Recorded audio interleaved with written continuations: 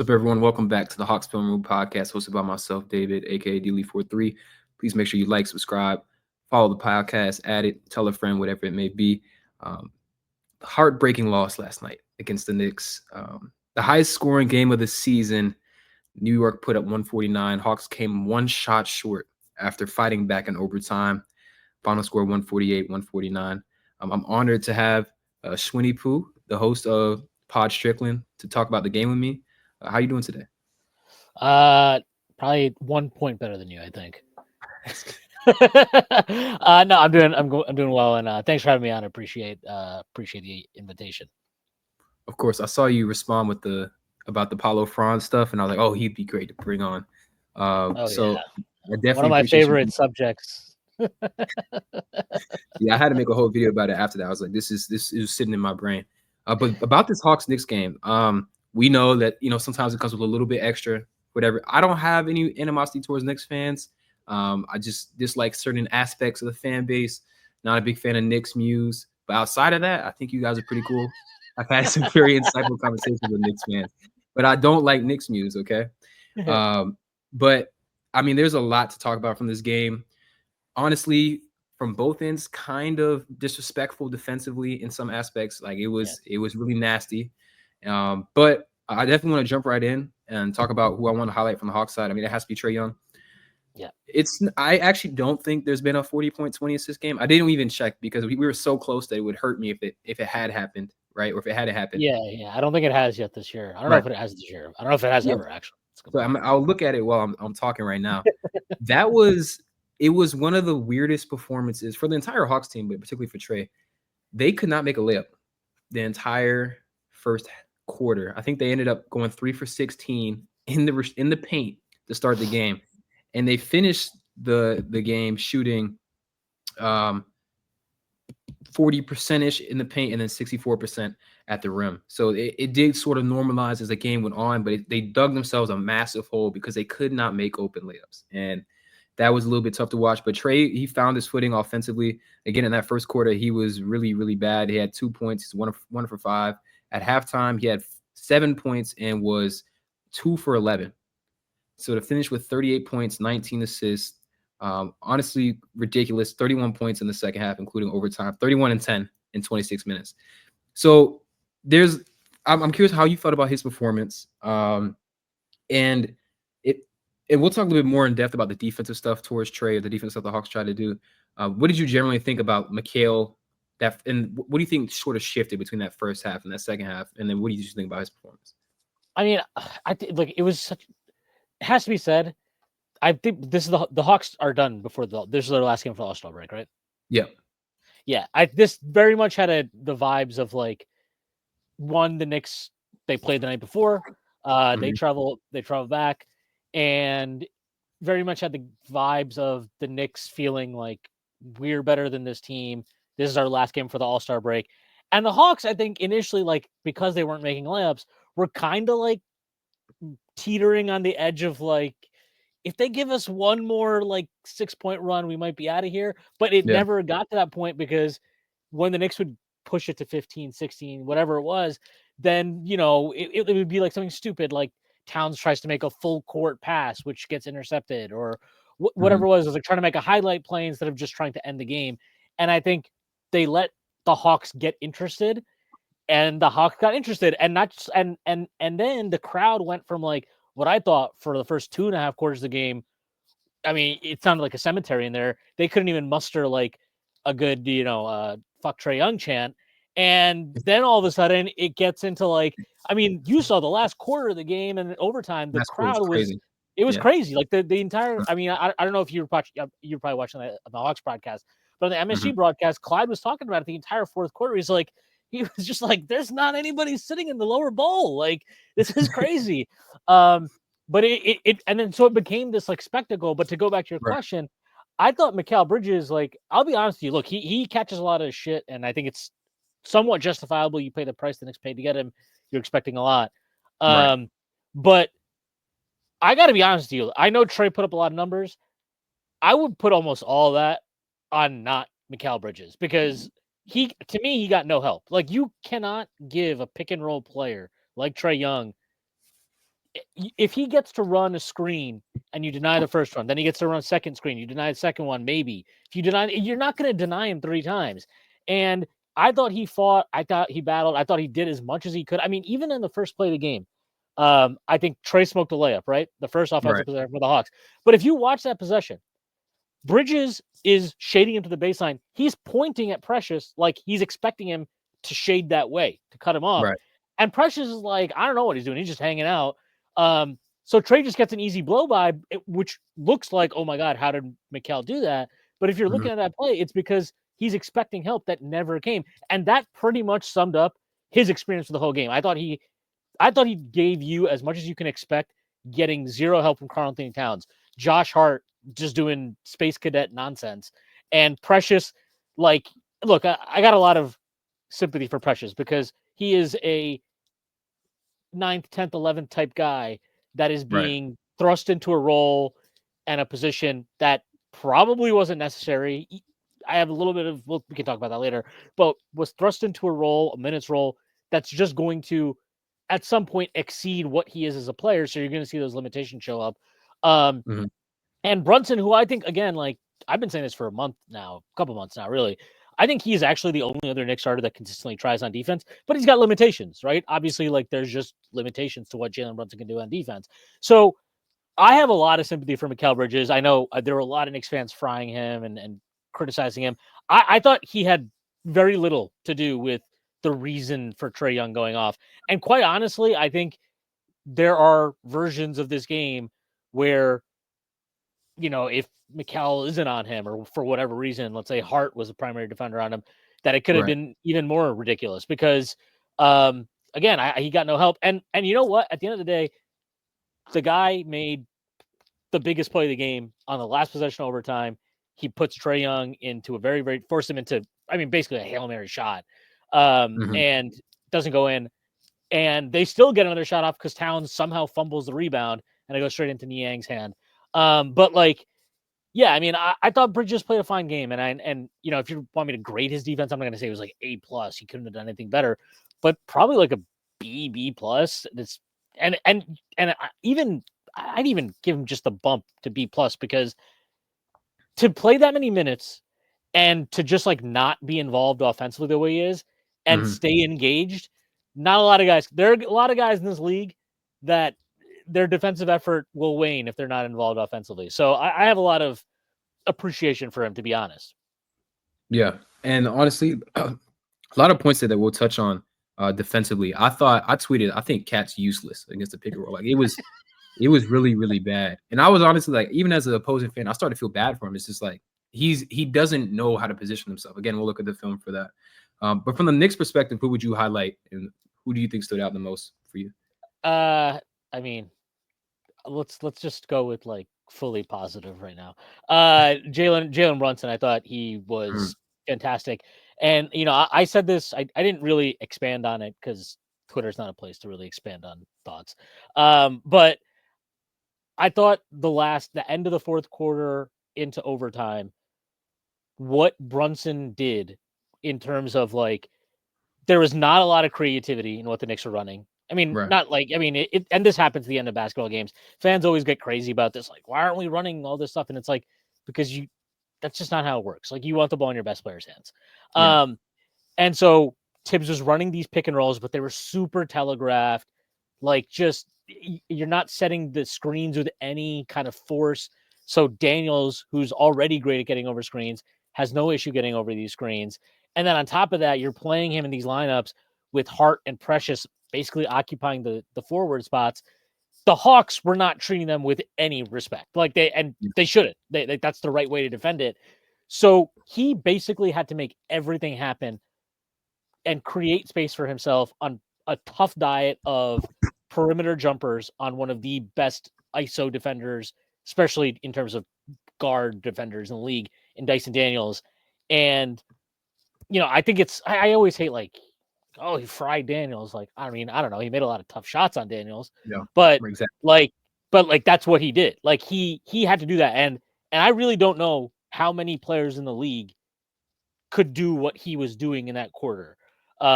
or in that end of game situation, that end of fourth quarter and then overtime. He wasn't perfect. Obviously, Daniels got a steal on him. He had a couple sloppy possessions, but like you can't expect perfect in that circumstance. And the shot he made to end the game, like to get to not to end the game, but to win the game for the Knicks. I mean, that's basically just a 1-4 flat, and he's just, it's like there's only one thing you're going to do there because you're not, for a guy like Brunson, he can't get to the rim there. He can't get to the rim and finish there. So he's got to create space for a jumper and hit it. That's it. There's no other option for him. And for him to create, I mean, that's actually the one time I think he did fry Daniels a little bit. Like he got really clean separation on that to do it, at the end of a back-to-back, given the load he had carried down the stretch of the game. I mean, that was just an impressive shot. And again, like I think there are very few players in the league that could have done what he did in that situation. You're talking about, big wings that can operate as your primary initiators, and then a guy like maybe, Shea Gilgeous-Alexander. These are like the elite mid-range guys. Those are the only guys that could really do what he did. And even then, to do it, against a player of Daniels's quality defensively, and basically just have to like dance on him and create every sliver and use every trick in your book to do it. I can't say enough. I thought it was a really fantastic performance by Brunson. Yeah, it felt like Brunson he's coming to, since he had that struggle the first two games against Dyson, it felt like he's really taking it personal, but also considering he didn't play super well against I forget who you guys played on the back-to-back. Was it Indiana? Yeah, we played Indiana. He got into foul trouble and he just kind of had a weird game. He had 8 points, so I kind of knew I didn't know what the results would be like, but I figured he would be aggressive. Well, and so, like you said, and I don't know if you saw, sorry to interrupt, but I don't know if you saw the game. Like he went up to Daniels and he was like, he like dapped him up. But like, I think Brunson, like when guys get him, like he did this to Amen Thompson. Amen Thompson rocked him earlier in the season when we played Houston. And then we played them in the Garden a couple weeks ago and Brunson dropped 42 on his head. But after the game, I mean, most of these guys at the end of the day, like whatever happens on the court, they like know they're all really good at basketball. So, but like after the game, he was talking about, Amen's one of the best young defenders in the league, like whatever, and he was praising him. And I don't know if he talked about Daniels directly. I think he talked about Daniels after the last game they played when he put whatever he put on him. But like he did talk about like Daniels is one of the best defenders in the league. So I don't even know. It's not really, if it's personal, it's just personal on the floor, on the court, and it's personal because they both kind of like, it's a measuring stick game for both of them, right? So it was a really cool matchup, and I think that's a good matchup that'll be good for a long time. No, for sure. And kind of similar, or just pivoting a little bit towards Cat, the Hawks sideline reporter Tabitha Turner, she said she interviewed the Hawks head coach or assistant coach at half, and he said, we want to try and we're going to live with twos from Cat. We want to limit threes as much as possible. And partly that's because, of course, he is the best three-point shooting big in, I would say, in NBA history. Like, I don't think Dirk ever had the volume. Maybe he's not the most, like, in terms of touch or, like, in terms of versatility from the shots, but from the three-point line, like, no one touches Cat from that range at that size. So I understood that. The Hawks basically came out with a different defensive strategy against the Knicks than they have in the last 3 games. So partly this is because we don't have Jalen Johnson, and it's also to try and insulate Trae against Mikal Bridges, because in the previous matchups, I think Mikal had 30-something on Christmas. He was trying to get to his spots, mid-range pull-ups, turnaround fadeaways, whatever it may be. So what the Hawks opted to do is, and even with Trae off the floor, they were trying to have Onyeka roam off of Precious, which I liked. Okay, I thought this was sound. But then you have Cat matched up against Ricochet. And I thought Ricochet did as well as he could against Cat, honestly. But at some point, it's a size and a strength thing, right? So just Cat faces up, he's able to draw contact, and then he's going up and over the top. Like, there's nothing really Ricochet can do here. And that's also just like great. Like, how many bigs have the touch to even make the shot? It's like him and Jokic, right? Mm-hmm. And so, but I think the reason why the Hawks were saying they would live with it is, again, because the alternative is him bombing away from the three-point line. But he does sometimes have a tendency to be like out of control around the rim. He's never been a bad rim finisher, but like even some like the and ones, I was like, okay, he's falling out of the air. Like, it doesn't always look pretty. So I wonder if that was part of it too, where it's like, okay, well, we don't trust if like he can be continuously like finishing these types of shots. Like he hit some really tough shots around the rim, right? Don't get me wrong, but it didn't always. I wonder if that was part of the strategy. And the reason why I ask is like, have you heard other teams try and approach him defensively this way, where it's like, okay, we want to limit him from the 3-point line as much as possible? Yeah, this is like the Knicks' entire problem this year. I mean, let's speak problem relatively. They have the number 2 offensive rating in the league, but if you go back, forgetting even like the games, against the best teams in the league in terms of Boston, OKC, whatever. Right. If you go back to the second time the Knicks played the Hawks, which was the Cup game, right? That game, the Knicks really, really struggled offensively. Now, some of that was nobody could make a 3. Okay, fine. That's part and parcel of what happens. But the other problem is they are not producing a lot of 3-point shoot or 3-point volume. And specifically, if you go back to that game, the Hawks were switching everything. They were switching everything constantly in that game. Yep. And the Knicks have really, really struggled with teams that can switch across the board. So, I think with the Hawks, when Trae was on, you can't switch everything. It's a totally different thing. But when Trae was off, they did switch a lot more liberally, I thought yesterday. Now, so that in and of itself restricts the Knicks' ability to create threes, because the only guy that can really cook in ISO situations on this team and create advantages, and not just create advantages, but has the ability to and wherewithal to, pass the ball, find the open man, is Brunson. Really, that's it. Yeah. So on top of that, the play you highlighted has Precious in the corner, and I believe Josh Hart was still on the floor in that possession too. Yes. So what Snyder did in that second half, that is exactly what the Knicks have seen every time they play those two guys to forward spots next to Cat. Every single time.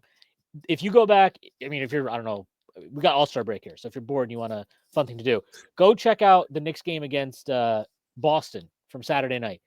They were, I mean, that's as disrespectful as an NBA team can be towards like guys that are non-shooters.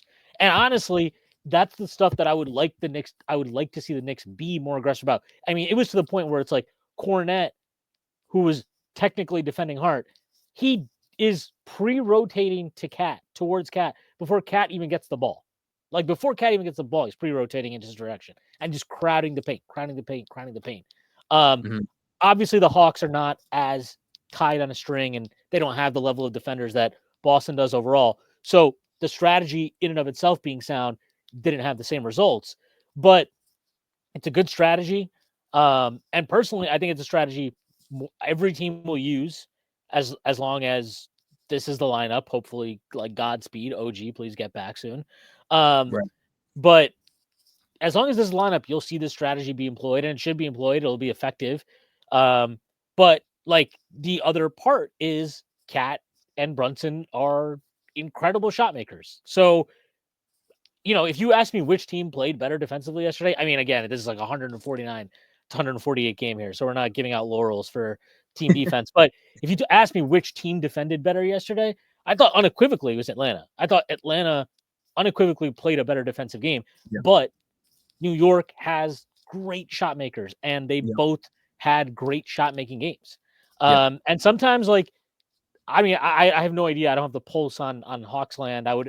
But I think Quinn Snyder basically did everything he could have possibly done, given the resources he had going into this game, to win the game. I mean, the only one thing I would say that I thought was weird and kind of let the Knicks off the hook a little bit was he had a weird rotation with LeVert in the first half where he was scoring, then he took him out, and then like after 2 minutes, where it was like, oh, we can't score again, he put LeVert back in, and then I think he closed the half, which is, but I think this is LeVert's first game with the team, right? So, this is his third.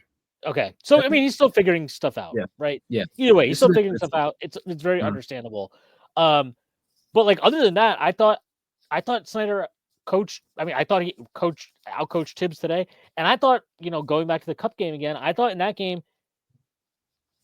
Look, I've had a lot of feelings in games like this year, and I'm sure you've seen Knicks fans that are like, oh, we got to fire Tibbs, he's antichrist. I'm not here to say that, but like there are games, and that Cup game was one that stood out to me as, okay, first half in a lot of games, just in general in basketball, the first half is like, all right, you throw a punch, I throw a punch, we figure it out, and then we go into halftime. in regular season, you might not. Neither team might make any crazy adjustments because they'll just be like, "Yeah, whatever. It's a regular season game. Right. We just want to do our things and see how we run our schemes and whatever." But it was a cup game, and I thought the way Atlanta came out in that second half was really smart. They attacked the Knicks in different ways, and Tibbs didn't make any adjustments. There were no adjustments that were made by him at halftime, and they only started switching more on everything towards the very, very end of the game. And by that point, the Hawks were in complete control, so it's kind of over. So that's to say, I think I don't know what the pulse is on Hawks fans of Quinn Snyder, but I think he's, from what I've seen of him, not that I've been plugged into the Hawks too much this year, but I've followed them like from last year and this year. I think he's done a pretty good job with this team, and it's an organization too that's had a lot of stuff going on behind the scenes that I'm sure are not easy to deal with, and they're dealing with trying to get their cap under, certain constraints and stuff. So he's dealing with a lot. I think he's done the best job he can. Then you have the trade deadline, right? They move out DeAndre Hunter. They move out Bogdanovich. These are guys that have been there for years. You bring in new pieces. Obviously, you get the bad news, Jalen Johnson. He's out for the year, right? At this point? He's out for the year. Yeah. Right. So, like, you lost 3 guys that were mainstays in your rotation. And now and I know Bogdanovich was having a brutal year, but still, these are guys you're comfortable with. You're figuring your stuff out. Every time I watch the Hawks share against the Knicks, I've come away thinking, I think Quinn Snyder's doing a pretty good job. Not sure what else he could do. And I got to say, Trae, who I've been really critical of defensively in the past, I think he's given better effort defensively this year. He's working. He's definitely working. Yep. Working a lot harder than I've seen. And even like, look, some of the shot selection with him will always just be, I'm like, whatever, man. But I do think he's working better within, like, at least trying to be a real option off the ball, at least a threat off the ball in ways that I don't think we've seen under previous coaches. No, definitely. And I echo a lot of those sentiments, and it's refreshing to hear it because a lot of Hawks fans don't appreciate Quinn because they're very results oriented, right? So they see the 8-game losing streak, they see stuff like that. Over that 8-game losing streak, this team was so competitive despite the fact that nobody's in the rotation. You're missing your second best player. You're dealing with guys getting called up from the G League. And what the Hawks have done really well this year, they built a decent floor for themselves because they have a pipeline with the G League. Like the College Park guys who play for the Skyhawks, they're familiar with the system. They run the same offense, same defense down there. They can step up, they can play. Mohamed Gay didn't have a great game, neither did Don Barlow. But, I mean, the Knicks are a very great offensive team, so their positioning was kind of off. But those guys have been key contributors in other games. I've seen Barlow, I forgot what game you guys played. I mean, I think it might have been the Wizards a couple, like last week or whatever it was. I mean, granted, it's the Wizards, but Barlow has some skill as a pick and roll big. No, he's a real dude. No, I think it was the Milwaukee game. He was really good. He has good touch in the short roll. He has a little bit of that push shot. He can hit guys out of the short roll as well. So we have options, right? And I think which you can kind of see that the sort of the way the Hawks are going to shrink the floor here on this drive from Cat. Also, here's one thing. I didn't realize I knew Josh started the season shooting pretty well. I didn't realize how bad he's been. Like over the last 20, he's at 23%. And that's on 3 threes per game. So there's really no semblance of spacing at all on the floor right now. And you can see from the way Niang and Onyeka are completely 20 feet away from their guys. And this because Ricochet is able to slow down Cat a little bit, this ends up being a block for Onyeka. So that's the benefit in some of the trade-off from having those non-shooters on the floor for New York. This was a crazy pass. I thought he was going to trip and mess up. But like this is Atlanta's game, right? We're going to try and get as many deflections as possible. We're going to get out and run in transition. And they have to do that because they don't have the half-court options that a team like New York has, right? So while we could generate those shots, the shot-making skill isn't always there. And I think for a lot of people who weren't familiar with the Hawks, like Bogey and DeAndre Hunter, those were the guys that are like, okay, these guys can at least get a bucket, right? The thing is, they didn't fit into the reactiveness of what Quinn's trying to do, whether that's on both ends, defense and offense. Like Karis LeVert had 7 assists last night. Quick decisions. Balls popping. He's driving and kicking. He fits this a lot better than a DeAndre Hunter. Niang is a true like spacing 4. He can compete on the glass a little bit. Can't move all that well, but he brings that shit. Yeah, they start calling him the G-Wagon. I think I like a lot. And then you have Terrence Mann. Terrence Mann brings a lot of defensive effort. He's also really good in transition in terms of getting out and running. And so I think that those guys are bringing a semblance. They're kind of a hodgepodge of all the things the Hawks need. You know what I mean? And we break up the contract as well. It's pretty interesting, actually, you say that, because, I don't think you're under the impression that Karis LeVert and George Niang are like game-changing players or anything. But, No. but if you kind of think about it, they came from Cleveland. Cleveland this year has been playing this very like system, like pop the ball around offense. So when they come from that and they're now ingrained in that mindset, they come to a different team that has a similar ethos. It's not hard for them to adapt that. I actually thought, like, I get the DeAndre Hunter move for Cleveland. I understand the bet they're making there, and the price they paid is whatever. It's 3 second-round picks and 2 swaps. Which, I'm still shocked. I'm really shocked that we didn't get it first or a Jalen Tyson. Well, I was shocked that at least you couldn't get the swap in like 2030. Get the further swap at least, because in 2026 swap, it's like, come on, guys, we're not going to be better. We're not going to be better than them next year. But what I think is, I just thought it was weird the way people were reacting to it, because I'm like, have you like watched DeAndre Hunter play a lot? Because he's not a bad player, but he's very much a player who's like, I get the ball and then I size up my situation and then I'm gonna decide what I want to do. It's not quick decisions. And then defensively, I've always been like, it's like, looks like Tarzan plays like Jane a little bit. Like, it's like he looks like he should be this like great versatile wing defender, but then you watch him and you're like, you're kind of just like a body here. He's fine. He's nothing game changing, and I think that's for Cleveland. That's okay, because Cleveland only had one other guy his size, and that's Dean Wade, right? And so if you look at their record with Dean on the floor versus off, that's the value of a 6'8" 3-and-D guy, and they got another one, right? And then Hunter has more of a scalability, like he is able to score 20 points relatively consistently. Now he's their fifth guy. And he can space, right? That's huge. Oh yeah, legitimate spacer. And it's like, our thing was we relied on him too much, and he also just didn't fit the system as well.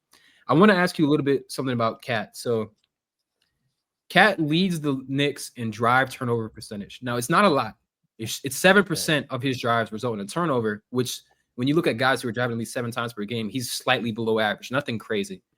He had 7 turnovers last night, and I think the Hawks were acutely aware of this. Dyson in particular, like, this was a filthy steal, by the way. This was, and also sometimes it just looks like he has vacuums on his hands. Like the ball just somehow is so clean, and he's already going the other way. Like he's a special defender. And I definitely have some questions for you about his progression once we get through a little more of the film. But when I watch Cat, like, this is kind of what I'm talking about with the. It's just he's a very expressive guy, and I think his game is also expressive. Like he's prone to like bouts of goofiness. You know what I mean? Like he's very Dominican. yeah. He's very Dominican. So like, he was looking for this outlet, but Terrence Mann is paying attention. I thought this ball should have got reversed to Trae, but I like the aggressiveness here. I think this is a drive as well. Or this is when Dyson, like, this is just crazy. Like, dude, like, you don't see NBA players do this just because, like, I really do think Dyson's a savant defensively. And he's basically like defending too still, which is crazy. Yeah. He turns, and he knows exactly when Cat's going to turn his head, and no one has visibility here. He just pops the ball out, and you see Cat's reaction every time he turns the ball over. It's hilarious. He just goes like this. He's like a kid. I think this is part of the reason, again, why they wanted him to drive, because he can be a little erratic. Like, Onyeka just takes it from him here. Yeah, it's I think so. There's a couple things too. Like, I think when he gets frustrated, like he gets frustrated about calls. And here's the thing, like, I get it. He does get hit on some of these. There's a couple things going on though, right? When the spacing sucks, the refs are just almost going to naturally like have a higher bar for what's a foul and what's not, because they understand contact's going to happen. Right. So that's that. The second part is you are not getting these calls consistently all year. So at some point, you have to understand to pick and choose your battles a little bit. The third thing is he does not have that decel in between game at all. So the game is like, get to the rim, get into the paint and finish, or take a three. And we've kind of gone away a little bit from using him in the post more, which I don't hate. Like, I think that's okay, but I would like yesterday is a game where I think you need to Right. leverage him in the post more. And again, it's Mhm. I'm sure people who are listening to this will be like, they fucking scored 149 points. What are you talking about? And I'm like, yeah, but that's its own thing. That's separate. Like some of these turnovers are the reason Atlanta got back into the game. Because there's a point in that third quarter, the Knicks go up 15, 16, whatever again. And it looks like the plays you all highlighted, that was at the very end of the second quarter. So you're up 16 points. You're in command of this game. You have a chance with 2:33 minutes left. You put this up 21. I promise you, there's a chance Hawks go to that locker room and they're like, all right, what club are we going to tonight in Manhattan? Like, what's our plan tonight? Like, what are we doing here? Because Yeah.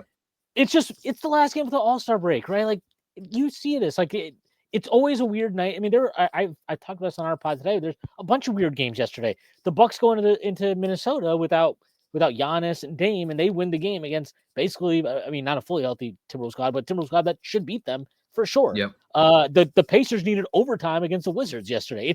It's always just a weird night in the association, and so like that's how this game played out. But to the point you're making about Cat, I think this is probably a reason. I have not gone back and done this, and maybe if I'm sick enough over this weekend, I'll look at it. But like some of the playoff dropper stuff with him, I would guess. Of course, his scoring efficiency drops. Most players' scoring efficiency drops in the playoffs. That's not unique to Cat. But what I Right. would guess is teams are more prepared for his tendencies. So one thing, Cat is very good when he's able to drive to his strong hand. When he's able to drive to his right, he's very, very good. When he drives to his left, and a couple of these were driving to the left. The last one where he tries to step through and Okongwu just rips it from him, that's him driving to his left. Like he does not have, again, there's not an in-between game there, and he's not like some adept offhand player, right? And not everybody is Giannis. Not everybody can just like be Hulk and power through all this stuff and hold the ball and whatever. Like he's not Giannis.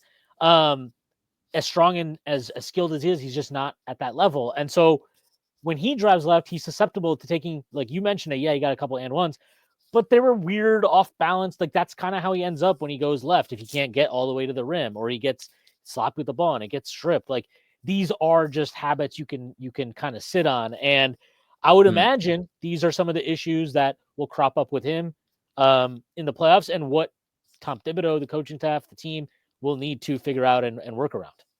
Yeah. And not to continue to critique Cat, but I am curious to hear your thoughts about his pick and roll defense, because it really felt like the Hawks were able to get whatever they wanted. So here they're coming out of a double drag kind of look, right? So they're bringing Brunson. Really good slide. Yeah, so they're bringing Brunson and Cat into the action, and then you have Onyeka's, instead of making contact here, he's just going to dive. And this puts Cat in somewhat of a bind, right? Because Hart is passing him off to Brunson, and Brunson isn't necessarily in front. So Cat is like, well, what am I supposed to do here?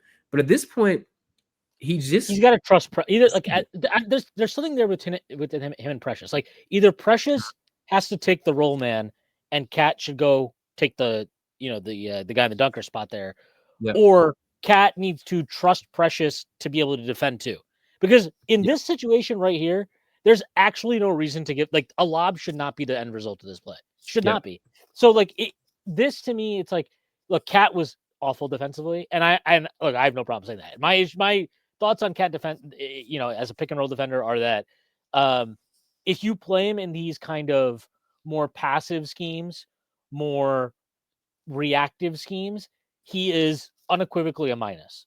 And my biggest concern with Tibbs and with how he's kind of, Tibbs is always going, his core defense, at his core, he prefers his big to be a drop defender, some type of drop. He might play certain guys higher towards the level, like he played Hartenstein higher at the level last year.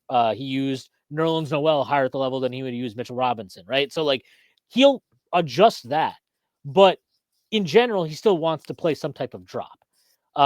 It might start as a hard hedge, but he always ultimately, he's not going to use that to maybe trap the ball handler. He's going to use it to like corral him and then have the big drop off. Like Cat can't do that. So he's always been a bad drop defender. Like he's got big ass clown feet. You know, like he can't do it. Like that's just not his thing. He has no vertical pop when he's backpedaling. No. He has no vertical pop when he's back. But he's a big ass dude. I get it. Like he just Yeah. can't do it.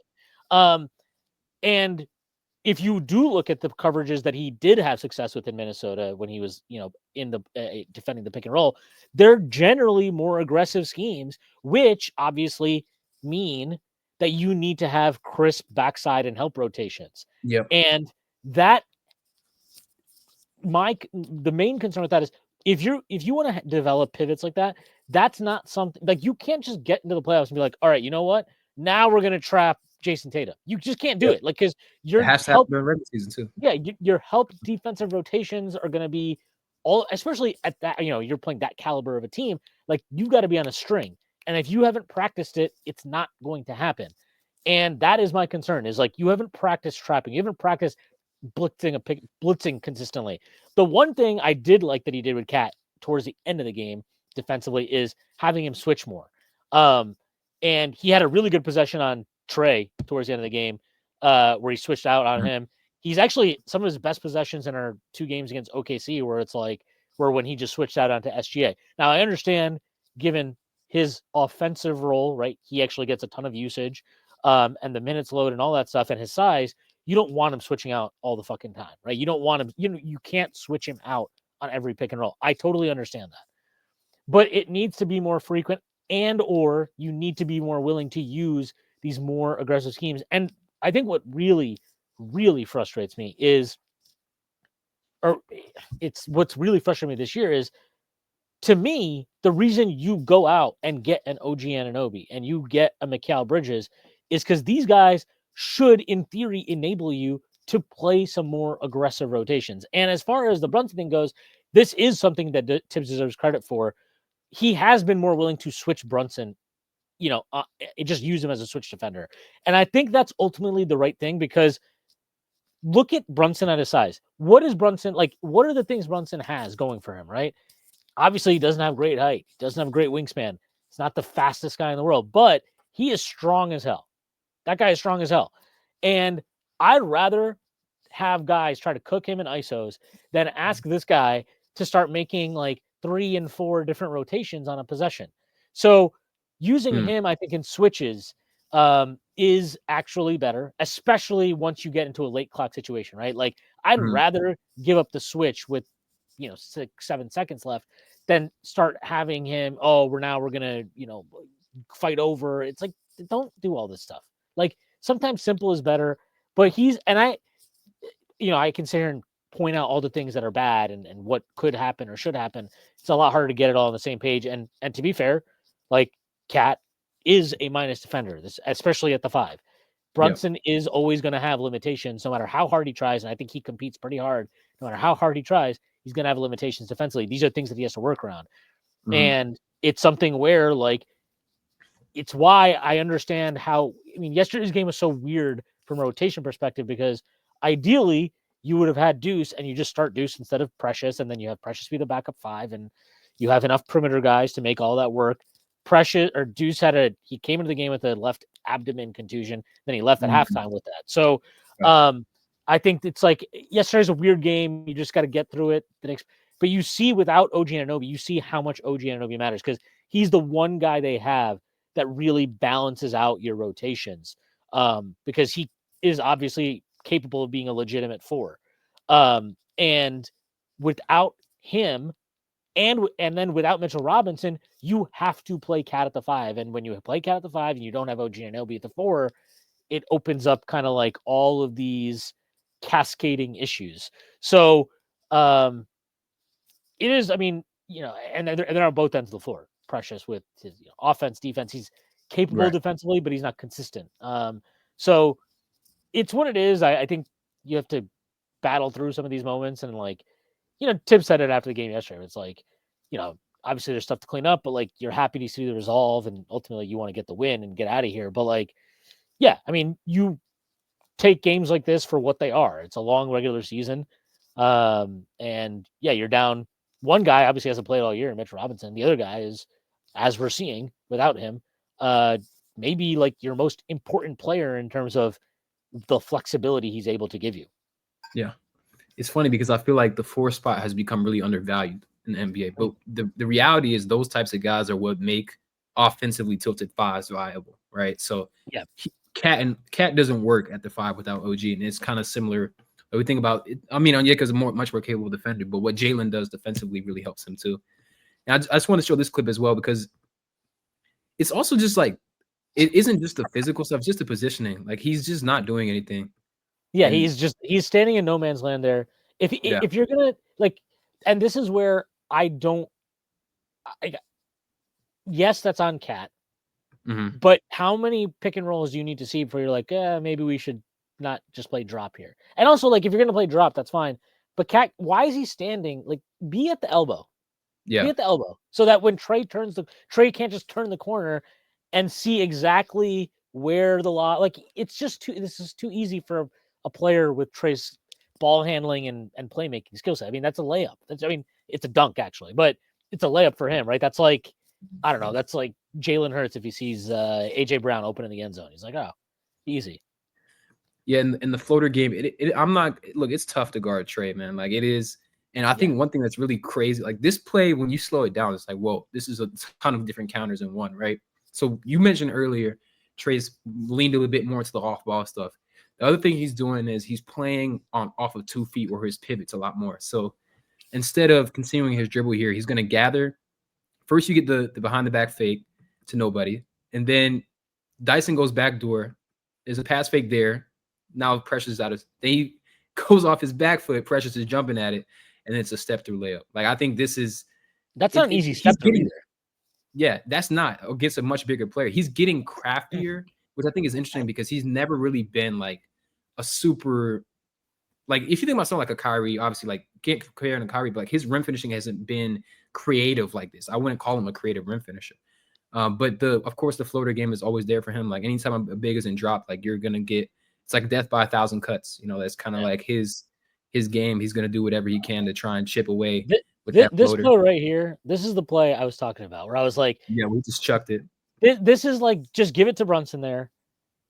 That's not open at all. But Yeah. this is they had all the momentum here. They had gotten like 3 straight stops.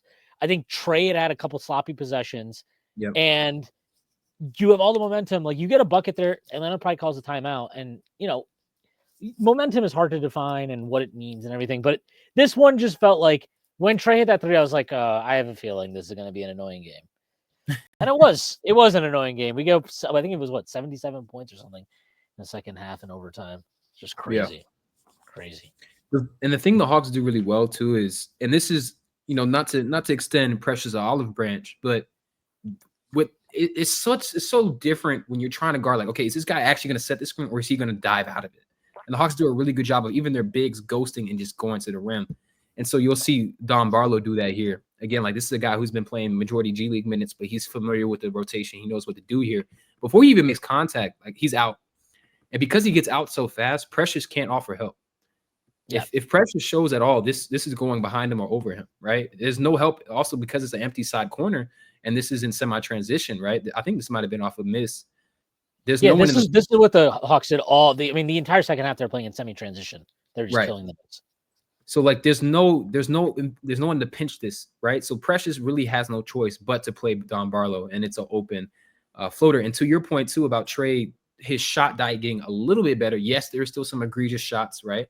But when you're playing, 3, I think he took a 3 in overtime that I was like, dude, come on. No, yeah, that one was bad. We were up one. I was like, oh Jesus, no, don't do it. But the funny thing is, like, all the times, most times this season, when I thought that, he's drilled them. You know what I mean? So you sometimes the threat, okay, that wasn't a smart shot, but if you by the numbers, he's the best 3-point shooter in the clutch, which is crazy. But if you like, here's another example, and like to your credit, this is not. Yeah, I mean, what are you gonna do? Like, there's nothing you can do here. Like, obviously, Brunson, there's no need for him to be all the way up at the level of the screen. Like, that's just a crazy shot. And then I think there was another. So here we're talking about the off-ball stuff, which I think is really interesting. And I've loved what Quinn has done after timeouts. Now, a lot of Hawks fans will complain about the end of game stuff. I have too. And the reason why Trae has 3 game winners this season, right? So he's not a slump and he's not a bum in these scenarios. But the thing is, against length and against athleticism, Yeah. it's better to give him an advantage or to have something else going on the weak side. Just to ask him to ISO against Mikal or in these clutch situations is not, in my opinion, is not always the best thing because he's never been a top cream of the crop ISO scorer. He can obviously get to his spots, but like it could be easier. But anyways, I want to talk about this play right here. So you get the entry pass to Niang, you get the down screen for Dyson, and here Brunson and Mikal. This is not Mikal's fault. Mikal is like Brunson pick up Trae. You can see him. He's telling him to switch. Yeah, he's telling him to switch. Brunson is not paying attention, and then you get the down screen again into this 3-pointer, and then Trae turns this into a step back. This is a really, really nice design because it puts Brunson, who again is like heavy offensive usage guy, like his instinct is to not give up these advantages, right? Like he wants to stick with who he's matched up with. It's just kind of like an instinctual thing. And then you run him, you use Trae as a screener, and then you run him off a screen for a 3. I thought this was really nice play design from Quinn Snyder, and it resulted in the open 3 for Trae, who had a really special fourth quarter again, which he's been doing all season. He's leading the league in clutch points. I think he probably should be clutch player of the year. It might be tough depending on the record. Like I feel like some of that stuff could be tied to it. I mean, DeMar won. The Bulls weren't great. We'll see. You know, this is he had that like heater in December that year where he had like I swear he had like 5 game winners in a row. He was like the first player I think in NBA history to hit a game winner in like consecutive games back to back. Yeah, it was buzzer beatings, right? It's like crazy like that. So then just I would love to see Trae actually do this. This is the shit. Just play this through. Like if you just play through, what is Cat doing with his hands at any point in this play? He doesn't get his hands above his shoulders once, even at the end, even at the very end when Trae's going up. He literally does not have his hands up at all. Like that's actually the shit that bothers me more than anything. Where I'm like, I can understand the positional stuff because I'm just never going to expect him to be great positionally. I can understand some of the physical limitations depending on the coverages. I get that. Yeah. Putting your hands up or just spreading, like making yourself big is the most basic part of centered like pick and roll defense. It is, it's the essential thing. It is literally the essential thing. And it's like so funny because in my brain, I can already, because I've seen it thousands of times, I can already like imagine Mitchell Robinson guarding that same possession versus Cat. And like, not that, Trae's obviously had big games against the Knicks before, but Mitchell Robinson's a guy who's like had success at times in like limiting Trae's success in the paint. And it's kind of like, that's where my, like watching this entire game, I was like, Mitch, please be back by March. Please be back by March. Like I need at least 15 minutes a game of like good drop defense because I just can't do this. A big part about drop coverage is using your length to eat up space, right? So when Cat doesn't do that, and he's not the longest guy anyway, but he's still 7 feet tall. Like he can be disruptive, and that's where like you don't ever really you'll see guys like a Bam. He's more versatile. You'll see him be at the level more. You see him switch more just because he can use his fluidity in the hips and then the foot speed as opposed to like having to eat up space against these guards. So I do think they should mix it in a little bit more. I thought this was an interesting possession. I thought that Niang had that look. I was actually really scared. I was really scared that he didn't take this because he should have shot this, honestly, right? So he has a little bit of space. He gives it up, and then Trae makes one of the best layups I've seen from him all season. Like, I thought this was a block. When he went up for it, I was like, sure, all right. It was a block. So to be fair to Niang, I do think like Precious is a pretty fluid athlete. Like I could see him thinking like by the time he's got it, he might think like, I don't have the airspace to get this off. It was, I could see it because it's not like Niang gets like high off the ground or anything either, right? No, it was definitely tight. So I want to ask you about the offensive rebounding. The Hawks were plus 15 in field goal attempts. Big reason for that. 19 offensive rebounds. They were plus 11 in second chance points. The Knicks had 8 offensive rebounds. The Hawks were plus 12 points off turnovers and plus 13 in fast break points. And that's ultimately what kept them in the game, especially after that really, really rough offensive start. If we weren't creating those many extra possessions, we wouldn't have had a chance of sticking in this game. And I saw you tweet about this, right, where you were saying sacrificing the spacing to try and match the Hawks' size and going double big for the majority of the game didn't make sense to you. They had Cat and Precious on the floor for about 67% of the time, and yet they still were bleeding on the offensive glass. So just talk to me a little bit about that while I pull up the clips because, there was that possession where the Hawks like went like They had Shaq in like the fool and ended up taking Yeah. 5-6 shots. We boosted that a little bit, but still, it still felt like there was an offensive rebound advantage. So I'm curious to hear your thoughts on that. Yeah, I mean, the defensive rebounding for the Knicks this year has been, I believe they're 15th or something like that. They're average as a defensive rebounding team this season. They're 16th in defensive rebound percentage on Basketball Reference. Like they're okay, but it's not a strength. In the past, it's been a strength. The Hawks have had success against them on the offensive glass, I believe, in 3 of the 4 games now, maybe even in all 4. It has not been a great matchup. And my issue with the double bigs is like the reason you play double big in a lot of scenarios is control the paint, control the glass, right? Like that's kind of like what you're in a lot of ways trying to achieve. Now, obviously, if you have skilled bigs, spacing bigs, you can have different advantages. But in large part, teams are going to play double big because they want to control the glass, the paint, and effectively the pace of the game. Right. If you're not doing any of that, then why not just play the better spacing options? Again, I understand yesterday was a weird game because OG's out. Deuce maybe was hurt coming in, so you didn't want to push him too much. Then he's out for the game.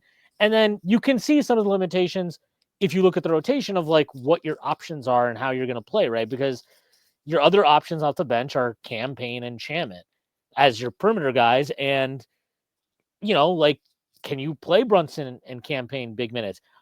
My issue was like when he did try it, he tried it in the fourth quarter, like in tight, a tight game scenario, end game scenario, where I'm like, why don't you try that in the second quarter, in the end of the first quarter, in the third quarter, when the game is naturally not as locked in, right? It's not as tight, it's not as intense. And that was my issue. And if you look at the first half and the second half, the 2 runs, so both runs the Knicks made in each half. The run in the fourth quarter, at the start of the fourth quarter, and then the run in the second quarter where they nearly, they got the lead up to as far as 19.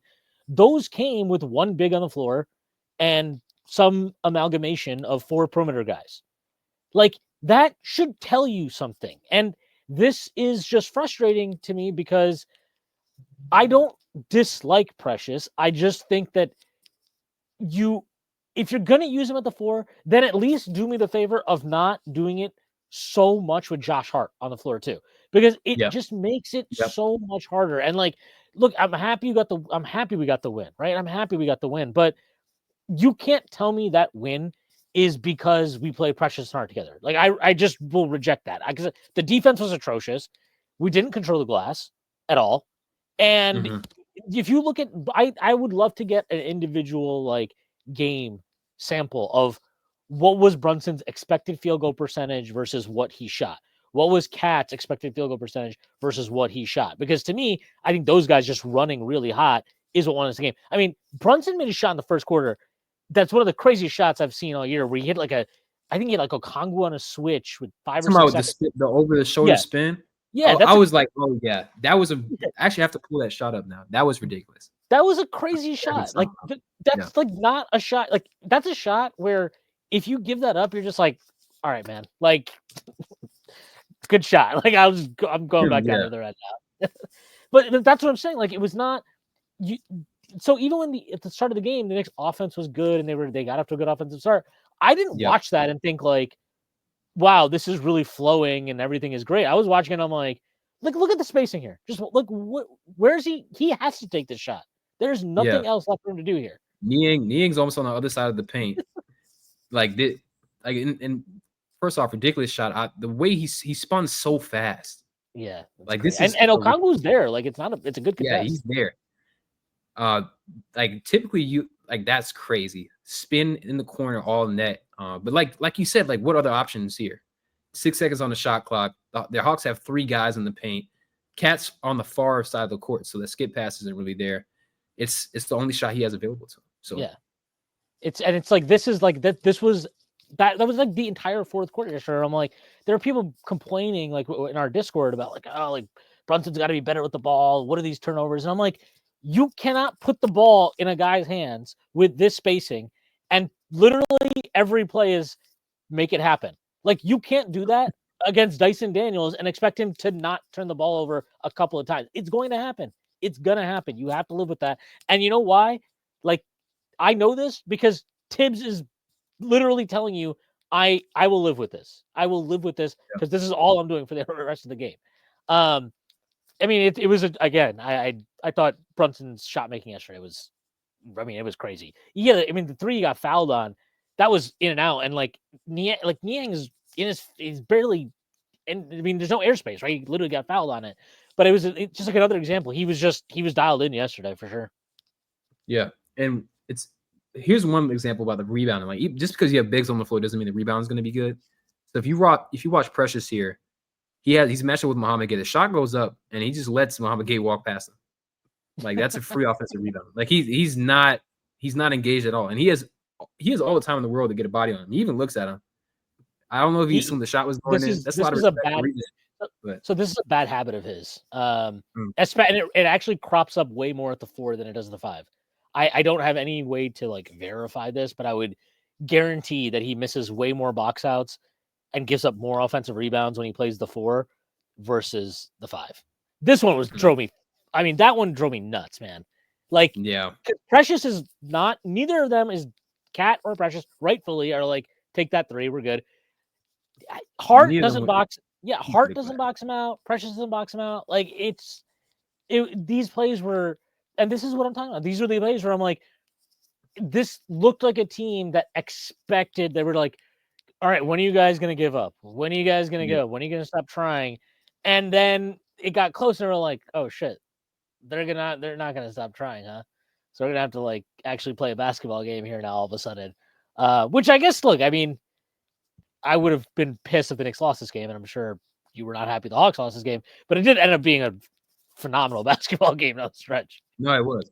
I mean, it's what I'm really proud for this Hawks team, right? They've had a ton of attrition with lineups, guys getting hurt, lost Kobe Buffkin for the season, lost Jalen Johnson for the season, trades, and they fight. They fight like hell. They fought like hell yesterday. Like, to your point, they were down 19 at one point, and they were able to get back into this game. The biggest lead for the Knicks was 18. They led for 50 minutes of this game. Yeah. Atlanta didn't lead for more than 2 minutes. Like, we held the lead for about 2 minutes. I think we led for like a fraction in the fourth quarter, right? No. The first lead was the first possession of overtime. Oh yeah, that's ridiculous to say. The first lead was in the first possession of overtime. The Hawks weren't supposed to win this game, right? Like, they just weren't, especially with the way they started shooting. And you see this offensive rebounds. This is where it manifests, right? Last free throw of the game. I don't know what Cat's doing on this, by the way. What kind of box? So I saw you tweet too. You said why is Cat's offense? Why is his box out method just facing up against the Congo? Yeah, right. He's making this really hard for himself to get to the ball if it hits the front rim, right? That's what happens. Yeah. Comes off the front. Onyeka he beats him off the spot again. Cat has still not jumped. Now maybe. I don't even like at this. You could see that Muhammad Gay has an arm around Achilles, right? Yeah, but you're not gonna. But Cat by all means could have jumped. By all means, he could have jumped, right? So then you get Onyeka taking the ball away from him. Huge offensive rebound ends up in Dyson's hands, and then you see Josh Hart just kind of throw himself in the trade. And my favorite part is him saying, "This is going the other way." Yeah. What are you talking about? Like, he just kind of throws himself into him. Trae sends the game to overtime from that point on. I want to ask you about some of the late game execution. I know you said earlier, every NBA team is going to do the same thing relatively down the stretch. That last position of the game, they put the ball in. Especially if you have a guy, like if you have a guy, you're definitely going to do that. So you have one of the guys, right? Like Brunson this season is having a great isolation season. Okay, from my perspective, I will always, I don't care who it is outside of like someone who legitimately has a massive size advantage against Dyson. I want Dyson one-on-one against anyone. That's how I feel about my belief in him as a defender. In a situation where a guy's going 1-4 flat, I think one thing that fans, because I had some, and again, this isn't to like attack them for the ball knowledge, whatever it may be. Their initial reaction was, why aren't you sending help? Why aren't you sending help? Right? When you're playing someone in a 1-4 flat scenario, as I pull up the clip, where the help has to come from a much further direction, right? Like it's going to take time to get help here. And then that also allows the Knicks to ping pong the ball around. And the one place the Hawks were really, really bad defensively was trying to pass off those assignments. And they're typically actually pretty good. But when you have new guys in rotation and you also don't have the size, that's why Precious had 26. Because when those mismatches happen, when guys are flying around, now it's Karis LeVert, now it's guys who are just smaller, and they can take advantage of that with the size, right? So as Brunson attacks Dyson here, this was a like nice move. He created a ton of space and he dribbled, stopped, and even then, like this is for the amount of shifting that Brunson was able to get from Dyson, the fact that he can put on the brakes here when all his momentum's going that way and still get like his hand is almost there. A worse defender falls there. Oh, for sure. Yeah. Like Dyson's balance, he's so strong, right? Because the core strength here is ridiculous to be able to snap his hips back and get there. I live with this 10 times out of 10. From your perspective, as someone who watches Brunson a ton, you've seen him in these moments. Would you, if you were defending him, are you bringing help against him in this scenario? What would be the play? Well, I think what the Knicks did that was smart is they put Cat and McCall on his like left hand side, that's a strong hand, right? Right. What I would say is Brunson, so like this right angle, if you remember at the end of the regulation, he had a big three over there too. Yeah. But he on the right angle, if you go back against the Rockets last week in the game that he put up 42, hit a right angle three. The next game against Toronto, hit a huge late game three, right angle three. This right angle area where he's not dead center, he's got a little bit of an angle. Mm-hmm. That seems to be like that's his spot. He wants to get to that spot. So I think I'd have no problem with him not sending help. Because if you send help, I think Hart cuts sooner. Yeah. And it opens up all kinds. Like I think that's a pretty easy pocket actually for him to pass to because they didn't send the help or they sent the help late. He wants to take the shot. And the reason you want to take the shot here, if he misses, you foul and you can still extend the game. You still have an opportunity to get another possession. So this is a good shot to me. It's really good defense. I think it's extremely like to say don't let Brunson get to this specific angle or whatever is very, very specific. But I do think that's something that, these NBA coaches they're fucking crazy, right? Like these are the small idiosyncrasies that I could see a Joe Mazzulla, who's a lunatic, like actually understanding and being like, telling, if it's Tatum on him, right, at the end of a game situation, be like, just stand to his, let him go to his left. Because what I would say, right, and maybe because you don't trust your guys yet to this level, if you look at where Cat is most of this play, he never spaces out beyond the 3-point line. Like he never is really behind the 3-point line. So you could, a team like Boston, who has better length, better defenders, chemistry, all that stuff, they could probably, if you force Brunson to draw, so you force him to his left, I don't have the numbers, I don't know the percentage, I haven't looked it up on Synergy, what he shoots, like pull-up jumpers to his left versus to his right. It feels anecdotally like he shoots better going to his right, which is often the case, right? Like right-handers shoot better going to their left, left-handers shoot better going to their right. I'm not good at basketball, so I shoot better off the dribble going to my right because I can't dribble with my left hand. But I would say force him to his left, force him to drive, and make him play in that in-between floater area because you can trust your one guy to probably defend two on the strong side on the perimeter and send the second guy down and kind of cut off the drive all the way to the rim. That would be my ideal way to defend this. But if you have a player of Dyson Daniels caliber as a defender, just being like, just stay at home and Dyson will we'll live with that. I don't have any problem with that at all. And I think that's, you mentioned before fans being results oriented versus process oriented. I mean, what are people shooting in isolation on Dyson this year? I can't imagine it's good. And you can tell me, and you can tell me well, Brunson's had his number this game. Like he had his number last night, his number the game before. Okay, but he didn't have his number for the 2 games before. And it's not like he was frying him and getting layups, right? He was making shots that a lot of coaches, like at the end of it all, you're gonna just be like, I have to maybe just trust the numbers here. Like the numbers say at some point the guy should miss one of these, 22% effective field goal percentage shots. But, again, these are why great players are great, because they break the numbers. Yep. I agree with a lot of that. And I'm sure after this performance, someone pulled Dyson aside and was like, look, from these positions, the shots that he took with the coverage that you were playing, as close as you were, he outperformed, right? Yeah. But I think I would honestly want to see, and I'll say this too, like I'm right-handed. I actually prefer dribbling to my left and pulling up. I don't know what it is. It's like a natural sort of motion. It's just bringing your guide hand up, maybe whatever it is. That's what I've heard from people that are much better than me. So I think from here, you really have two options, right? So you could force him left, but I would almost want to force him to the right side of the floor because that's where the weaker shooters are. So you could also feasibly bring more help. If Brunson tries to go down this lane, now you can zone up against Hart and Precious as opposed to Mikal and Cat. I think you want to but again, this is Jalen Brunson. He creates a ton of space. It's him and Dyson on an island in the garden, 50 seconds left in overtime. This is where all rules go out the window. You just got to go out there and try to play off your instincts. And to be fair, the help here, he is cutting off the drive. He is not showing. There's no driving lane to this side of the floor. Yeah, no way. So they basically were like, to me, this is fine because what they said is, we dare you to beat us with a shot from 15 feet or beyond out. If you do that, tip your cap, move on, and we're gonna put our best defender on you, and that's that. We're not letting anybody else beat us. And the other thing that I don't think people get is if you send help. Let's say you send help off Josh Hart. What is Josh Hart? What is his greatest strength as a player?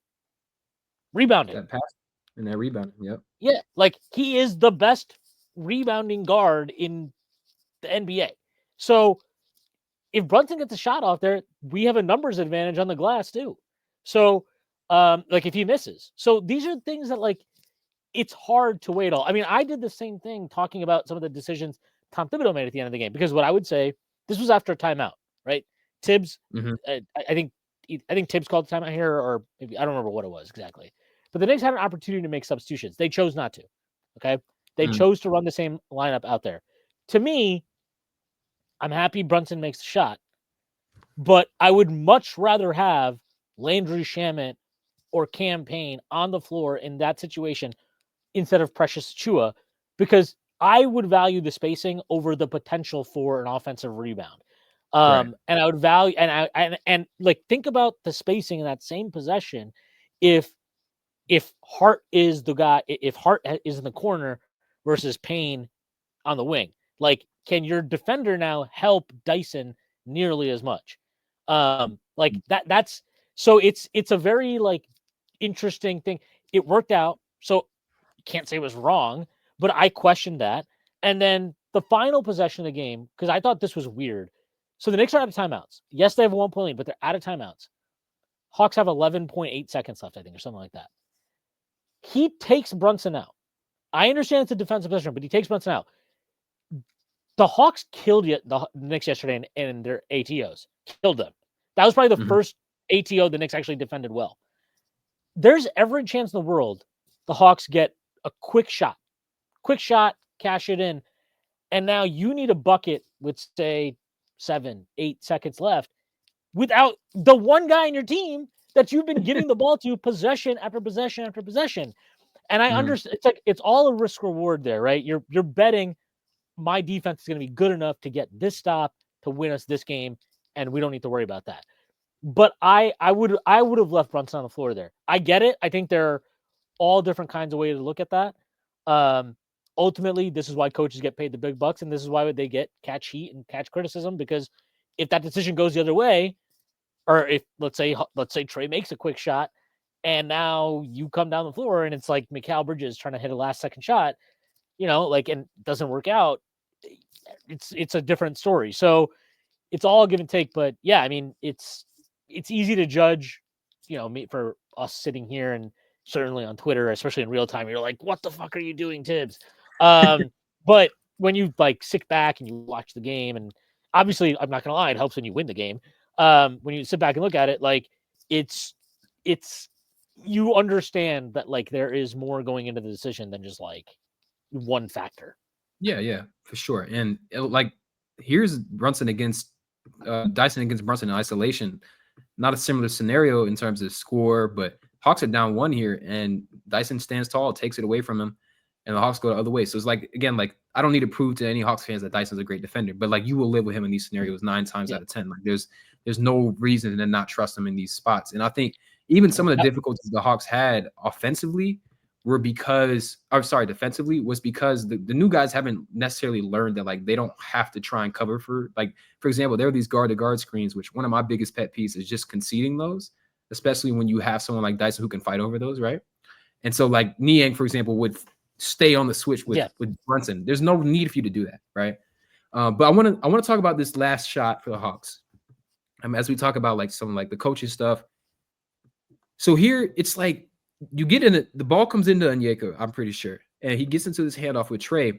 I would love to see Onyeka like actually like try and make contact here instead of going away from it. Like try and rescreen, because now it becomes Trae trying to get an advantage against a guy much bigger than him. And Onyeka doesn't really do any, like he's not forcing any conflict here with the screen. And also I don't think Trae did a good job here either. But like if the contact isn't going to be able to be made here and you're not going to get an advantage, then maybe flip it or do whatever you need to do. But like I didn't like this decision. And I thought it was go ahead. I thought it was a little weird on the spacing too. Like it just seemed you got two people in the corner. Yeah. And that's the lane that Trae ends up going down. Yeah, it's odd. Like there's a decent I mean it's if you were really, really critical of it, you could be like, oh, there's a second there where maybe you can feed Dyson, but I don't even think he has an angle to make that pass. And it's just, it's muddled. And I agree. I don't know what Okongwu is really like. He just kind of walks Precious down and that's it. Like, I don't know. It's a weird possession from him. Who's in the weak side corner here? That's Karis LeVert. Okay. Yeah. So that's fine. That's probably the guy you want in that position. Maybe you want Niang there because he is like the best 3-point shooter. And that's almost like, if you know Tibbs's defense, and obviously I'm sure Snyder does. I mean, he couldn't make that pass because Hart actually did a good job taking away the baseline pass there. So is this on Trae? I don't know. I think this is probably the play design isn't perfect. Also, if Dyson's gonna cut here, I think he's got to cut hard and clear out. Yeah, like he kind of like stops almost, right? And lingers. Yeah. He just I don't like that. And it makes it harder it makes it impossible basically for Trae to have that baseline pass to LeVert, which was there if that angle is there, because Shamet is focused on the paint, which is what Tibbs teams do in pick and roll situations. So and that corner pass probably would have been on the money. You also see Shamet trips too, so like if who knows? But I think and you see the offensive rebounding kind of manifest again. I did like that Trae didn't try to foul bait here. He is contact, but they're not going to call that at that point. Onyeka gets another offensive rebound, and I'm like, yo, no way. In the G-Wagon, right into a shooting pocket. When he let it go, I was like, oh my God, this is going. It was online. It was perfect. Yeah, it was like perfectly online. He was ready. It's short. It's rough, but I think the Hawks could have got a better look ultimately. I don't know. I can't even tell you what they were trying to do there. But I want to wrap up by asking you some questions, right? So about the Knicks. Well, actually, about the Knicks first. I found my first article I ever wrote about basketball. It was 2018. And in it, I was trying to talk about like playoff previews. And I said, I talked about Tibbs and his minutes and how heavy he plays his starters. I was saying, well, I don't know if they'll be able to, hand up during the playoffs because yada yada, like they might have a lot of wear and tear on their bodies. It's been a discussion for years. It's what he does. He's not going to change. And you can't argue with the regular season results. I think the notion that playing guys less minutes makes them more fresh for the playoffs is actually like not as cut and dry as a lot of people make it seem. Because sometimes you need that built up like sort of pressure on your body to be ready for those moments where you have to push yourself even further, right? So I do think there is a balance between like playing guys a lot of minutes. There also isn't a super viable bench for New York. I mean, let's be honest, outside of Deuce and like the guys who are coming in aren't providing anywhere near the level of production that he's getting from his starters. And you have guys who have consistently played high minutes, high games for a long time under other coaches, right? So it's not like he's putting out guys out there who are injury prone. Just in general, what's the Tibbs experience like? You've said that he's been out coached by maybe some of the other best coaches in the league. And like, what's your comfortability? Because you said earlier, like, you're not like one of the radical Knicks fans, like, oh, he's the source of all problems. But where do you think does he somewhat put a cap on this team? But then again, people will say that, and it's like, okay, well, who else do you want coaching? So I'm just curious about your thoughts on the Tibbs experience. I think it's really, really hard. Like, I think it's easy to just, after 4.5 years, you know what he is, right? You know his idiosyncrasies as a coach and all that stuff. In that time, like after his second year at the Knicks, I wanted him fired. I was so done with him. I thought his coaching that year was awful. The start of the next season was equally awful. I was ready to be done with him. There were articles that came out. We're 10-13, got embarrassed by the Mavs of the Garden. We're about to play the Cavs, who obviously, if you think about it at that time, we had not traded for Donovan Mitchell that summer. That was like the whole story, right? Oh, the Knicks had a chance to get Donovan Mitchell. They didn't do it. Yep. And it was like, okay, this is going to be like the nail in the coffin for Tibbs if they don't win this game. And all of a sudden, he's like, okay, Evan Fournier, Cam Reddish, I'm sure your favorite Cam Reddish, Derrick Rose, you're all out of the rotation. We're going to play the young guys, and the Knicks have a good season. And now we're here. He's capable of changing. He has grown a lot. Like, he didn't ever use guard screens and guard wing screens at any type of like real volume when he first came to the Knicks. Now he does that all the time. Now he loves that. He loves doing that. He wasn't always comfortable playing small. He has shown a willingness to play small, at least in terms of the 4 perimeter guys. He's still got to have his one big on the floor, but like the 4 perimeter guys, he's able to play more small. There's stuff that he's done and shown a willingness to adapt that I think is impressive. All of that being said, there is still a level of creativity defensively that I don't think we see. He has talked about there's a way to manage minutes that isn't just about the minutes you see guys being played on the floor, which I actually agree with. Like, he's talked about he went on the pod with Jalen and Josh, and he was like talking about like, hey, how often do you guys practice? And they're like, oh yeah, we don't practice. Like, we do walk through and like, that's it. Like, we're not really practicing in season. And so I'm okay with like, that's how you kind of game the numbers and get your rest and all that stuff. That's cool. Where it manifests that I have some issues with is when you see the second time we played OKC, the second time we played Boston, that to me, those games were they were just whitewashes. You were completely outclassed.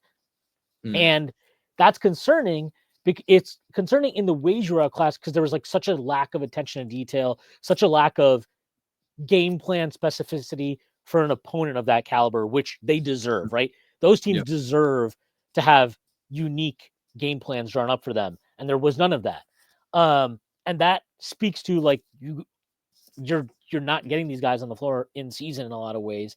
And you see it in a lot of sloppiness that gets repeated over and over again in games in terms of how you're executing pick and roll defense, your weak side rotations, your help rotations at the rim, all that type of stuff. How you're going to defend ball screens, guard big ball screens. How are you going to defend wing guards ball screens? Like all these little details, they have been a little lacking to me.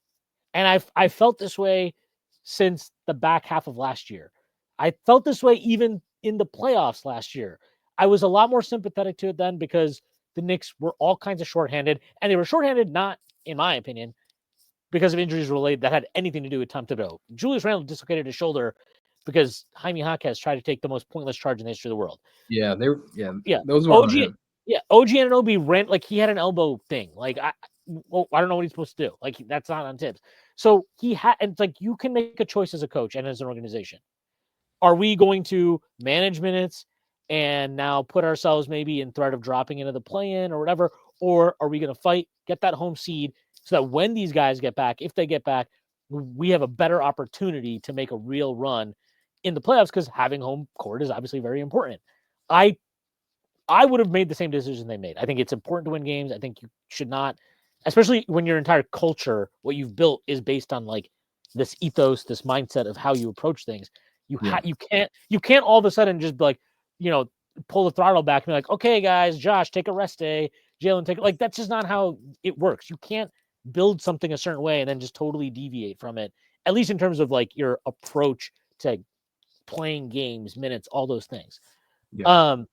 So to me, the minutes conversation and the injury stuff, like guys, like these teams have invested millions and millions and millions and millions of dollars into these players, into their medical staffs, into everything that goes nutrition, tracking guys' activity. Like they know so much more and they are so much more invested in getting these guys through seasons healthy than we could ever be. And they will understand these players who, by the way, all players are not the same. Is LeBron James, does he need to have his minutes managed the same way that like Brandon Ingram does? No, obviously not. These guys are all unique. Certain guys can handle minutes loads and games played and all that stuff in ways that other guys can't. And to the Knicks' credit, their injury record this year, despite playing guys a lot of minutes, has been good. Now, I can't tell you for certain that means when you get to the playoffs, when you get to the back end of the season, guys are not going to have anything left in the tank. They're not going to, I don't know that. I can't say that for sure. To me, it didn't look like they ran out of gas last year against the Pacers because of all the, it looked like they ran out of gas because literally OG Anunoby gets hurt again in that series. Josh Hart gets hurt again in that series. And Josh Hart got hurt in a way that has nothing to do with fatigue. He got elbow, like he got an abdomen that came from an elbow. Like, and so you go into game 7 with basically the Walking Dead, and it's like Mitchell Robinson had already aggravated. He hurt his leg earlier in the season, and Mitch is injury prone. I'm not going to put that on Tibbs. Like Randall was out for the year. You're down 4 active like starters, I guess. And what are you going to do? Like it's at some point the attrition becomes too much. So is that all about fatigue? I'm not saying it's not. I'm just saying I think there is sometimes a rush to judgment with this stuff. Like Nick Nurse plays his guys psycho minutes and he won a championship with Toronto.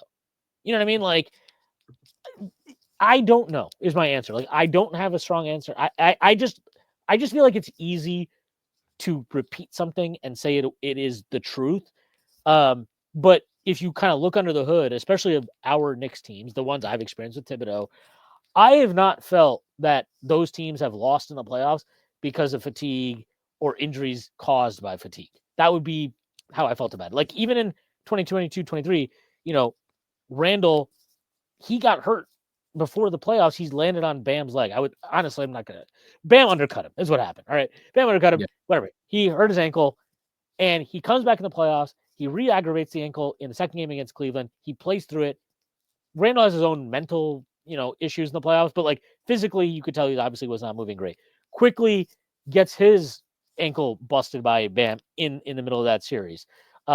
Mitch was playing hurt because he got hurt on a play in the first game of the Miami series. Like, so you get injuries, but are these injuries related to Grimes got hurt at the end of in game 4 of the Cleveland series to the point that he missed game 5 and game 1 of the next round. So like these are injuries that happened, and of course they happened, but are they actually about Tom Thibodeau running his guys on the ground and fatigue and all that stuff? I don't know, and I don't really think they indicate that. So that's my extended thoughts on Tom Thibodeau's management of minutes, and I know what you're going to show. And yes, we play. There's way too many. This is actually more an issue to me of like, I'll just pull this up. So of the Knicks' top 6 3-man combinations by points per 100 possessions, Deuce McBride is in 5 of those top 6. Now, I am not arguing Deuce McBride is driving those lineups. What I am saying is this seems to be a guy who has synergy with a lot of your best players. Yep. He probably deserves more minutes, even though, yes, his shooting is not as good this year and whatnot.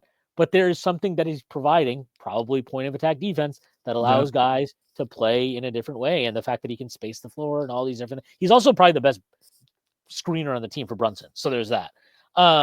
Like that is my main gripe with Tibbs this year. That's it. That's my main gripe. Play Deuce McBride more, mix and match him more with the starters. That's it. But the starters are playing an insane amount of minutes, and it is kind of funny to look at. Yeah. So I definitely appreciate all those insights because I think if I was Tibbs, I would get all my sports science guys. I'd say, look at these guys' ligament health, whatever it may be. Let's see the actual difference in like how many minutes what are these minutes doing for their bodies? Because again, like none of these are really wear and tear. But when you look at their percentage of starters on the floor, it is leading the league, right? So almost 40% of their minutes have all 5 starters on the floor. Okay. But Denver's at 35, Minnesota's at 33. Like it's not outrageous. It is leading the league, but you have multiple teams above 30%. It's essentially some of the best teams in the league. Houston, Denver, the Clippers, and Boston. You're going to play I'm your actually best surprised Houston's up there. That's surprising. Yeah, Houston plays, which is actually that is kind of now I think about it because they mix and match a lot. But when you see it, you'll typically see like a more like, for example, Boston right here, they have like a more like linear sort of delineation. Like they mix and match a lot. New York, you guys are actually the best in the league with 3 starters on the floor, which again kind of speaks to that synergy you have with Deuce. I'm sure that Deuce is a part of a lot of these lineups, but there is opportunity here to not just get guys starters off the floor just for the sake of reducing their minutes, but putting out synergistic lineups that sort of complement the ways different guys play. So I think that'd be more so my critique. I'm on that same page as you. Yeah, and then also like you just want to have different lineups be as comfortable as they can be, so that when things crop up in the playoffs, like it just happens. Like last year, the first 2 games of the playoffs, Dante was just not very good, and so Deuce steps in and like he plays really well in those games. And especially game 1, Dante obviously makes a huge shot in game 2, but game 1, Deuce comes in, he closes the game. He's great, fantastic. But it's like these are things that you're like, we've seen this before. Deuce is good. Like he can help you win basketball games. And I know he trusts, and there's also the political stuff that we can't appreciate fully. Like you made a huge trade for Mikal Bridges. You paid Josh Hart. Jalen Brunson's your franchise player. You make a big trade for Karl-Anthony Towns. You pay OG Anunoby all this money. Like in some ways, it can be hard to maybe pull one of them in closing lineups.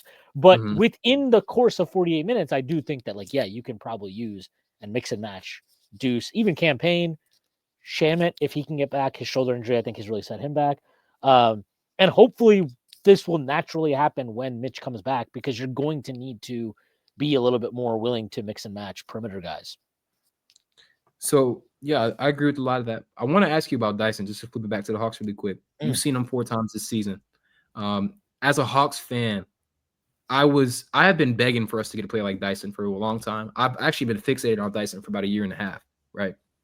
And I believe that maybe I believe that the Hawks Twitter account does follow me, but I do believe I believe that his offense would always look better next to Trae, right? But he has continuously been taking more and more steps on the ball, running the offense of Trae off the floor. So I want to ask someone who's more unbiased than I am, because obviously I'm going to be super optimistic about him. What have you seen in these 4 matchups, and where do you think he's at trajectory-wise? Because I've drawn a lot of his comps to other similar combo guards who bring like all-star level impact because of the sum of their parts, right? It's not the offensive game. It's not just the defensive game. Guys like Derek White, they're almost sub all-stars because of the combination of what they can do defensively and offensively. So where have you seen his growth, and where do you think his trajectory is ultimately like on the path towards from what you've seen? Well, I'd say this. If you just look at his numbers by year, he's shooting 47.4% from the field this year. Last year was 44.7. The year before that was 41.8. His 3-point percentage is at 33.3%. It was at 31.1, 31.4 his first 2 years. It's nothing special, but his volume has also steadily increased. These are good signs. Yep. What you would really like to see, especially for a guy that kind of can get downhill as often as he can and does, is a more of a willingness to get all the way to the rim, to accept contact at times and get to the line more. I think that's where he can make a lot of growth. I know he's not been a great free throw shooter, but it is an easy way to get points. And those are the most, I mean, he's big. He's a big guy. He's a strong guy. Like he should be getting to the rim and finishing at the rim, I think, at a higher clip. If you just look at his like shooting numbers here. So sorry, I'm pulling them up right now, wherever they are. All right, I guess should pull them up later. But I would assume that he does not take a high volume of shots at him. I would imagine. Oh, here they are. Okay, so he's taking 28. Yeah, he's taking 28.1% of his shots at the rim, which is much higher than it was last year. He takes 35.9% of his shots 3 to 10 feet. That's a good thing and a bad thing because he's getting in the paint consistently now. He's getting into the paint a lot. Can he convert some of those floater range shots into shots at the rim? Maybe. He is shooting the floater. I don't have the floater numbers in front of me, but when I've seen him this year, it feels like not only is he making more, but he looks confident taking them. Like he wants to take those shots. He's comfortable taking those shots. That's a great shot for any guard to have. And I would just say, like, if you look at his overall impact this year, so if you go to like dunks and threes, I'm just logging into the full thing here. But this year he is at 1 second. Gotta pull up his profile here. This year he is at a 96 percentile defensive EPM. 90. He was last. So I'm just going to read off defensive EPM by the years. I'll start with this rookie year: 94th percentile, 91st percentile, 96th percentile this season. So this is a player that we can say with some reliability is an elite level perimeter defender year on year on year. No question about it. This is what should be very, very encouraging if you're the Hawks. And this is why if I were the Hawks management, I would be aggressively trying to lock him up to extension this summer. Oh, yeah. Last year, I'm going to start rookie year going back up. 6th percentile, 34th percentile, 58th percentile. This also comes as his usage is slowly starting to tick up. His usage over the last 3 years, you're going from 11.6 to 12.6 to 17.9. Like these are it for the role you're talking about needs to get higher, but you're seeing the right things tick up. And very, very importantly, turnover percentage in this year's 20.2 first year, 15 last year, 12.3 this year. So his usage is climbing and his turnover percentage is declining. These are excellent, excellent signs and potentially a player that's on the cusp of a breakout. The 3-point shooting, he does need to be more comfortable and let it rip. Like when you're playing off ball, especially, he's always cutting, and that's a good thing. It's a good thing to cut, but you also got to be willing to space sometimes and have that confidence to space. That to me probably is where his offensive EPM impact is kind of muted the most, is that off ball thing. If he can just be decent off ball, it opens up a lot for him. I was not the biggest Dyson guy. I mean, and in all honesty, I had not watched him that much in New Orleans the first 2 years. So my first kind of like real viewing of him was this season with the Hawks. And just when you look at the surface numbers, they still don't look like amazing or anything. But I think when you dig deeper, you can see there is real strides being made. And these are the type of players that you probably want to take some chances on financially in terms of locking up to an extension. Maybe he's not worth the dollar value that his current output is. And maybe he's asking for more than what his current output is. I have no way to answer that. But you might want to pay a little bit of a premium because he might be on the verge of a blow up, like Jalen Johnson was this year. A guy, he signed a 5-year, $150 million contract. I think that was pretty well received, but there were certainly some people like, are we sure like this is what he is? I think Dyson is a pretty decent guy. And then if you are committed to Trae Young, I don't know if they are or not. I have no idea what's going on with the Hawks ownership and front office. But if you are committed to Trae Young, I mean, Dyson Daniels is absolutely a guy. He's at least a piece you want around him. And if nothing else, he's a player that will have real trade value. Yeah, I agree with a lot of that. So to put some of those percentiles in context in terms of him getting to the rim, he's in the 98th percentile in floater field goal attempts. He's in the 90th percentile in floaters made. He's in the 92nd percentile in paint field goal attempts, 93rd in effectiveness, and then 82nd percentile in the restricted area attempts, 85th in field goal attempts. And if you look at the graph on the screen for the people who are on YouTube, you can see that his rim attempts are also spiking from what they were in New Orleans. So one thing that's really important for Dyson, at least, is that it doesn't matter how well he shoots the ball if it's not on volume. Like there are plenty of guys in the NBA who can shoot the ball relatively well. But if they don't have any sort of actual gravity because they don't shoot enough attempts, then it doesn't matter. And I think that's been the biggest thing for him. So he's at 60% of his shots are assisted, but he's got 40% of his shots are unassisted. Like the self-creation growth, the getting to the rim, the touch around the rim.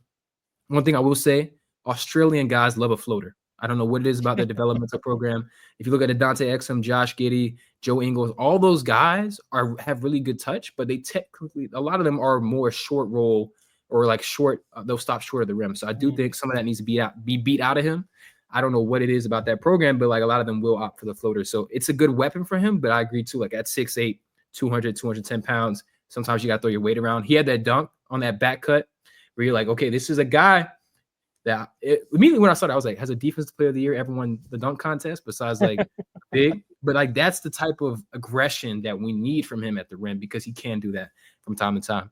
And so just to wrap up, one more question for you. You said it earlier in the pod, what gives the Knicks the biggest issue are teams that switch everything. So with about 30 games left, how do you think this Knicks team stacks up against the two above it? Of course, Boston's a much more switch-heavy scheme, but Cleveland's getting a little bit more versatile with DeAndre Hunter. So where are you at right now in terms of where you guys stack up against Cleveland and Boston?